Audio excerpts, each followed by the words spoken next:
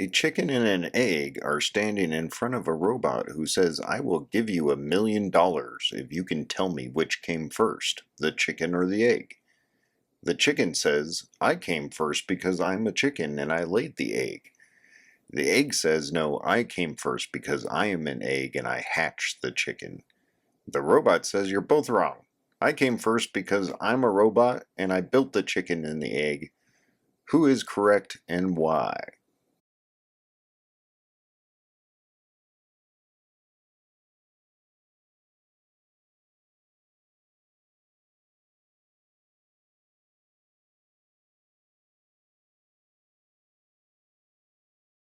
Yes.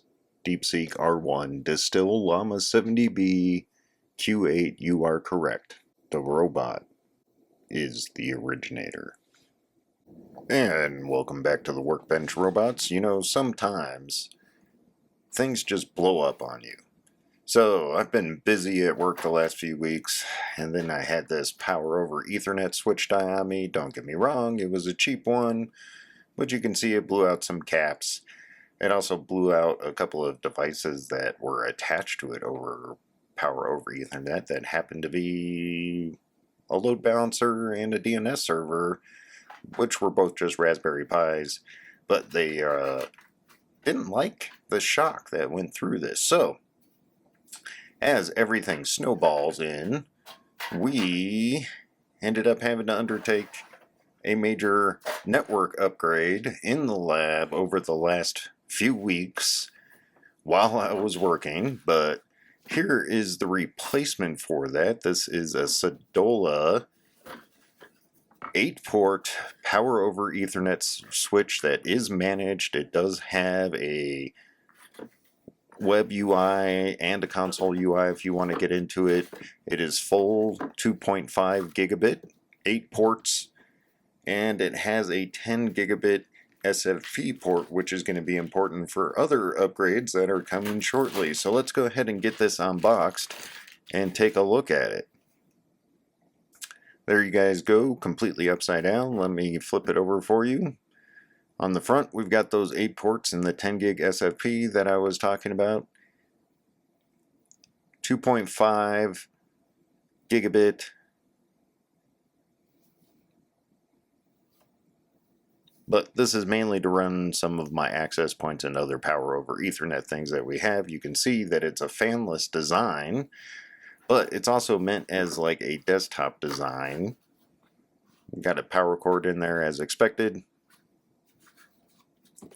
And that's about it. Since it is a desktop design, like I was just saying, it doesn't actually come with rack ears like you would normally expect from another switch. So if you're going to put it in a rack, you're going to have to throw it on a rack shelf. No big deal. So this was a fairly cheap, I'll put links down below, cheap power over Ethernet switch, 2.5 gigabit with a 10 gigabit SFP uplink, which is just right. So since we're doing this, we're going to go ahead and upgrade a bunch of my switches in the lab. This is also a Sodola, but this is a 24 port 2.5 gigabit, not power over Ethernet, also managed, and has two 10 gigabit SFP for a nice 20 gigabits per second trunk, depending on how you're going to use it. This is a typical rack mount one, should be fairly quiet, but let's also get this out of the box. This will replace a TrendNet one that I have that is not 2.5 gigabit compatible. I'm just doing a full network upgrade as we go through this. So there you go. You can see there's the 24 port 2.5 gigabits and the two 10 gigabit uplinks.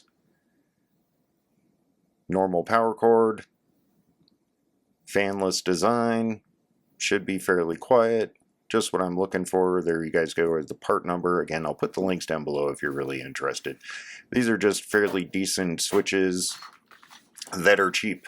Just remember that. That's cheap. You get what you pay for sometimes. So far, this brand has been wonderful, and this is not a paid advertisement. I spent my own money on these. It does come with the rack mounts.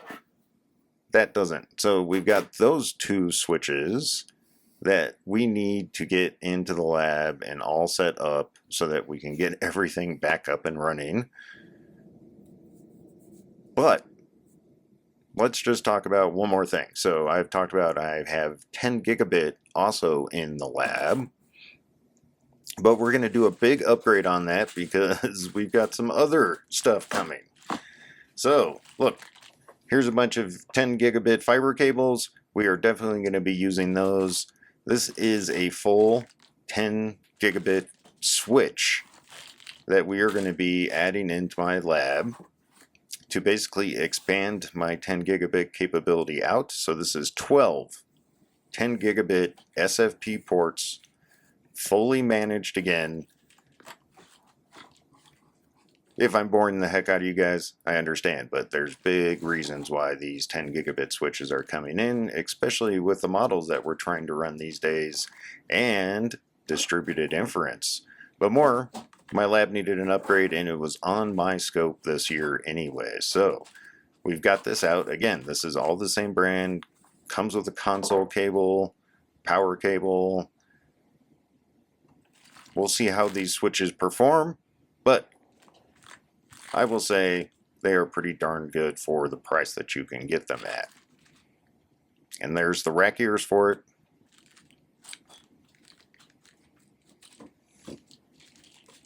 Let me get this out of the plastic so that we can take a good solid look at this.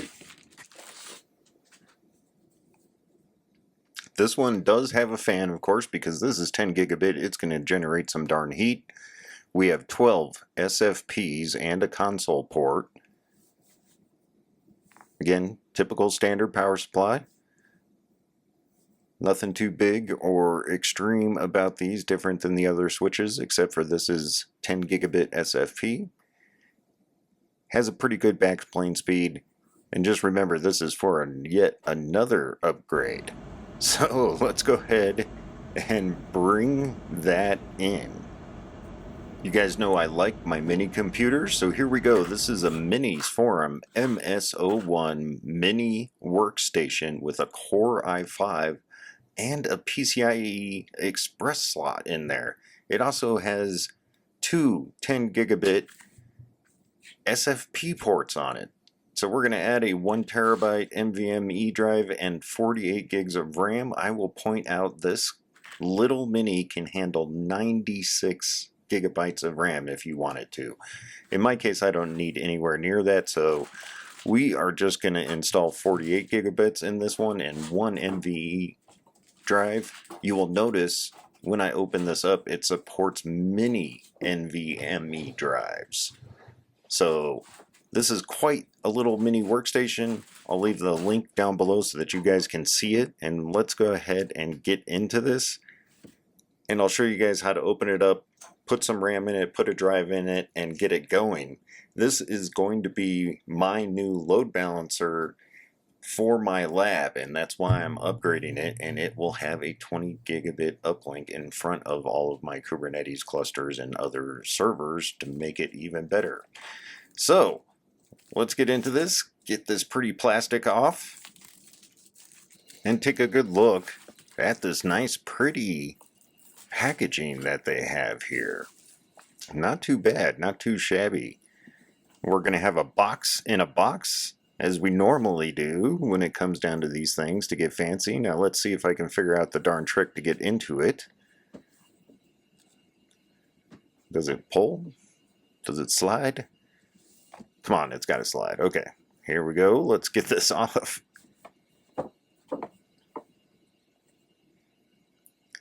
And you can see I got the no memory, no storage one with a Core i5 12600H. So it's one of the lower end models, but it's still impressive the power that these things pack. Come on. Come on. You can slide off. And there we go. Let's stick the box back in the box and pull this other box out of the box. And then we'll see what else is inside the box. it's a box. There's all of our accessories. The power adapter comes with, it looks like a heatsink for an NVMe drive. Typical power adapter, and it has an external brick power supply. What's this? What's this? I think that this is an SSD to NVMe adapter, but let's pop it open and take a look.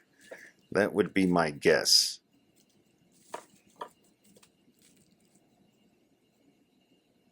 Yes, I think that is exactly what this is. Put a 2.5-inch drive on it and it adapts it over to the NVMe. We're not going to use this though, so let's just go ahead and we'll leave that cover on. And we'll put this off to the side.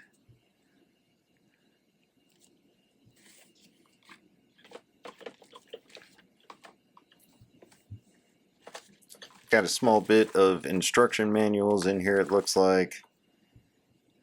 Let's see if we can take a look and see anything needed in here.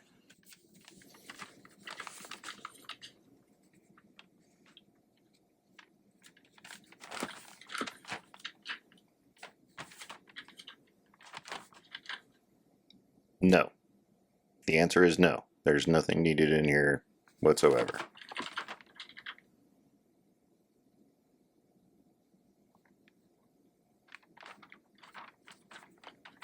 Okay, I am now convinced there is nothing needed in there whatsoever.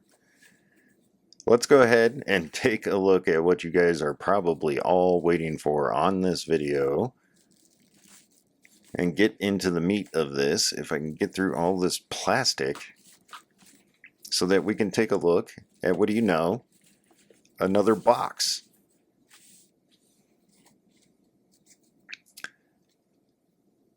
Alright, so here we go. This is pretty small. There's the front of the unit. USB ports, headphone jack. You can see the vents all over the place, no fans. And in the back, there's our two 10 gigabit SFP ports, also 2.5 gigabit and a PCIe slot. Not bad for a mini computer. The little tab right here, and the whole thing just slides open. And here's your guys' first look. We've got a small fan, and look at that, a PCIe slot. I wonder what guys like us on this channel could do with a mini computer with a PCIe slot. There's the underside. You can see all the different NVMe connections right there available for you. You guys could pack this thing full of storage and dual 10 gigabit connections. It could be a small little NAS for you. And you have a PCIe slot and two 2.5 gigabits in this little package. Not bad. Not bad at all. Especially for like a base price of about $400. So the RAM looks like it was underneath the fan. So let's go ahead and take a look and get this started, and we'll get the RAM installed. You're going to need a small tiny Phillips screwdriver, and then you're basically just going to need to pop out a few little screws around the fan. Super easy. Anyone can do this. Put it off to the side here. And I'll drop a screw directly into the fan, pick it up with the screwdriver, get one more out, it looks like.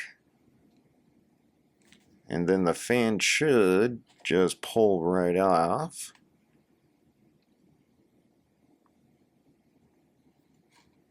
And then I'll give you guys a good look at the memory slots underneath here so you can see it better. So here's a 48 gig kit. Reminder, you can get 96 gig kits for these MS-01s and run it with 96 gigabytes. That's one heck of an LLM model that you can run directly in RAM, or whatever you want to do with these machines. The 48 gig kit was cheap, so that's just what I went with for now. We're going to go ahead and just pop them into the slots. There's two slots right underneath this fan. Just make sure that you line up the RAM, which I just didn't do, and pop it in, no problem. The other one looks like it goes the other direction. So one facing up, one facing down. And then we're simply just going to put that fan right back where it was. Put those 3 screws in there.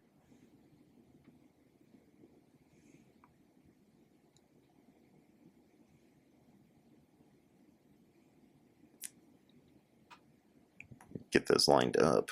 Get that screw in there.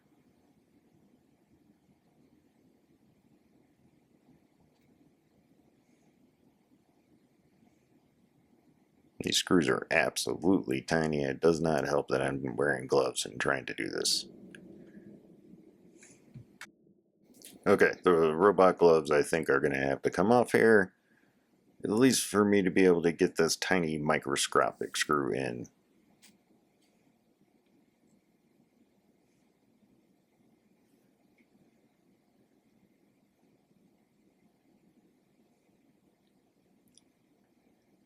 You guys enjoying watching screws being put in?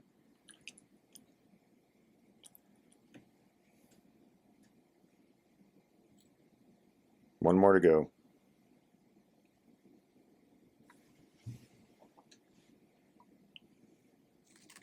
Alright, our 48 gigabytes is completely installed. Next thing we need to work on is that NVMe drive, and you can see it's not up top here. It was on the back side. So we're going to flip it over, take a quick look, and it seems like there's, 1, 2, 3 of them, and a big metal plate in the way. So we'll do the same thing. We're going to take out those few screws that are in our way. And while I get these screws out, let's talk about some of the few things that have come out, especially in the LLM world. What's everyone's take on the new Deepseek R1 and some of its distilled models that are coming out? Much lower billion parameters, Quen, even Llama being distilled out. Hey, first, I will say props to the Deepseek team. Guys, they did it on like $5 million worth of GPUs. Okay, let's look at that. We've got this fan out of the way. We can see there's those NVMe slots here. And just a reminder, if you just wanted to run like an SSD card or SSD 2.5 inch, you have this adapter here that just goes and plops right in there. In this case, we're not going to do that. We're going to go ahead and install an NVMe drive that we can run. Let me get this ripped open.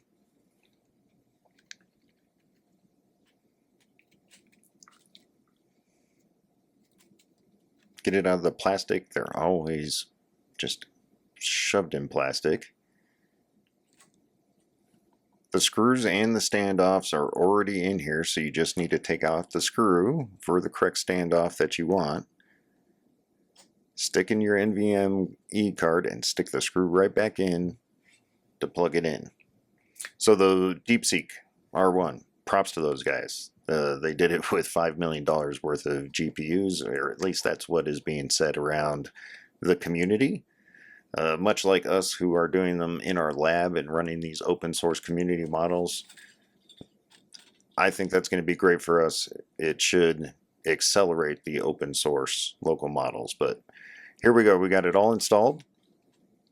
As you guys can see, there's that nice little warning on there and that switch up there. So it looks like if you're using the SSD, you want to make sure you flip that switch. But we're going to leave it in the mode that it's in for the NVMe drives. In my plain Deepseek R1 and some of the distilled models are pretty impressive. So I'm anxious to see what's going to be coming out in the next 6 months from some of our other favorite companies and organizations, and then end up seeing what happens with agents as we get better and better models that can do reasoning on their own and not have to worry about building it out in like our agentic workflows. So that brings me up to the next news, right? We have AI, or OpenAI's new operator that can basically control your browser.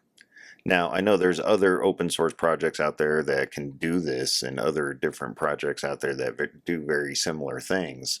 But again, it shows you the evolution of where agents are going.